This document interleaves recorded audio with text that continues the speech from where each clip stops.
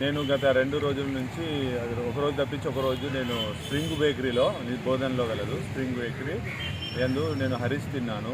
Plus అది కాకుండా chicken biryani కానీ ఏదైనా కూడా కర్రీస్ కానీ ఈరోజు మిగిలింది రేపటి దాంట్లో కలిపి వండుతున్నారు, వేస్తున్నారు చికెను.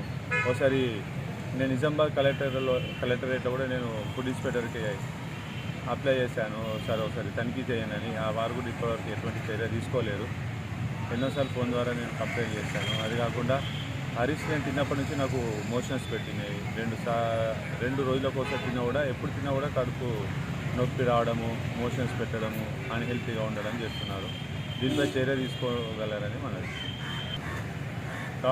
కావున నా యందు దయచేసి స్ప్రింగ్ బేకరీ పైన మున్సిపల్ సిబ్బంది కానీ, మున్సిపల్ అధికారులు కానీ లేదా జిల్లా అధికారులు కానీ తక్షణమే చర్య తీసుకోగలరని మనది.